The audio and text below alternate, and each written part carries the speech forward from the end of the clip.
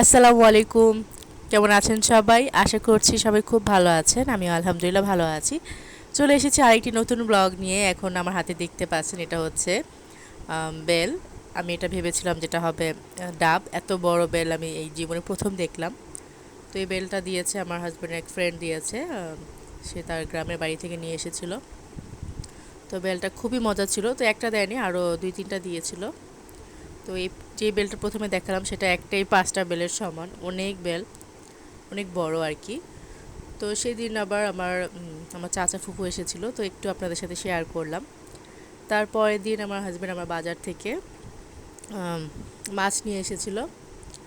তো সেই মাছগুলো দেখতেই পেয়েছেন, আম্মু কিন্তু খুব সুন্দর করে কেটে ধুয়ে নিয়েছে। তো অনেকেই শিং মাছটা ভালো মতো পরিষ্কার করতে পারে না, দেখা যায় শিং মাছটা তো উপরে আবরণটা কালো থাকে। তো রেখে সেই কালো আবরণটা পরিষ্কার করতে পারে না, তো আমার আম্মু খুব সুন্দর করে পরিষ্কার করে নিয়েছে, আপনারা দেখতেই পেয়েছেন। তারপরের দিন আবার আমার বোনের মেয়ের জন্মদিন ছিল, তো ওরা বাসায় কেক কাটাকাটি করেছিল, তো আমাদের জন্য আবার কেক নিয়ে এসেছিলো। তো কেকটা ভালোই ছিল, মজা ছিল। তো সাথে বিরিয়ানিও নিয়ে এসেছিলো, বিরিয়ানি কেক এগুলো নিয়ে এসেছিলো আমাদের জন্য, তো আমরা খেলাম, ভালোই লেগেছে। আর আমার হাজব্যান্ডের আরেক ফ্রেন্ড আবার ঝিনাইদহে থাকে, তো সে সে আসার সময় আমাদের জন্য সেখানের বিখ্যাত মিষ্টি নিয়ে এসেছিলো। তো মিষ্টি কয়েকটা আবার আমার মেজো বোনকে দিলাম, তারপর আমার ছোটো খালাকে দিয়েছি। মিষ্টিটা খুবই মজার ছিল। আর একটু মেহেদি লাগিয়েছি, কেমন হয়েছে অবশ্যই কমেন্ট করে জানাবেন মেহেদি ডিজাইনটা কেমন হলো। তো আমি নিজেই লাগিয়েছি অনেক দিন পর। আর এই তো এখন আমি চাপটি বানিয়েছি। আমার হাজব্যান্ড অনেক দিন ধরে চ্যাপা চ্যাপা বাগার দিয়ে চাপটি খেতে চেয়েছিল, তো তার জন্য চাপটি বানিয়েছি। আর এর মধ্যে কিন্তু আমি একটা ভিডিও শেয়ার করেছি, সেটা হচ্ছে দেখতেই পেয়েছেন, আমি মুরগি সুন্দর করে ভেজে নিয়ে, মুরগির পিসগুলো সুন্দর করে ভেজে নিয়ে মুরগিটা যে মশলা দিয়ে মেখে নিয়েছিলাম সেই মশলাটা আমি ভাজার পর সেই ভাজা তেলের মধ্যে সেই মশলাটা দিয়ে দিয়েছি, আর পেঁয়াজ কুচি দিয়ে দিয়েছি। তো হালকা পেঁয়াজ কুচিটা ভাজা যখন হয়ে গেছে তখন মুরগিটাও কড়াইয়ের মধ্যে দিয়ে আবার সুন্দর করে একটু নেড়ে চেড়ে নিয়েছি। তো এইভাবে মুরগিটা যদি ভাজা মুরগি দিয়ে ভাত খান তাহলে কিন্তু অনেক ভালো লাগবে, আপনারা অবশ্যই এটা ট্রাই করে দেখতে পারেন।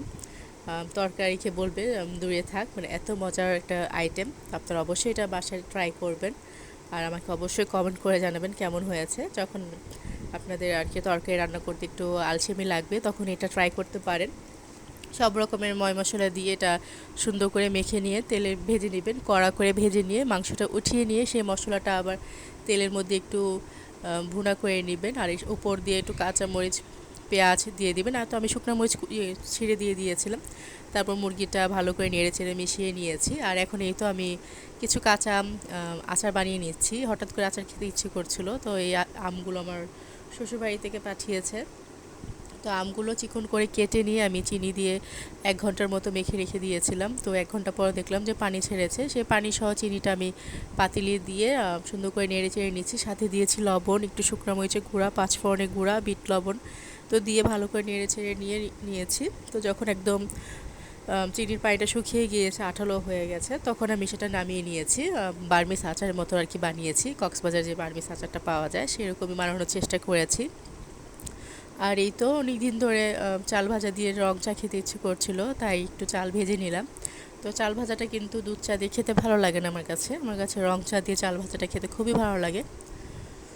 তো এই তো পাশের চুলে আমি চাও বসিয়ে দিয়েছি, তো আমরা এখন রং চা দিয়ে চাল ভাজা খেয়ে নিব। তো অনেকক্ষণ ধরে বকবক করলাম, আজকের ব্লগটা আপনাদের কেমন লেগেছে অবশ্যই কমেন্ট করে জানাবেন। তো আজকের ব্লগটা এখানেই শেষ করছি, সবাই ভালো থাকবেন, আল্লাহ হাফিজ।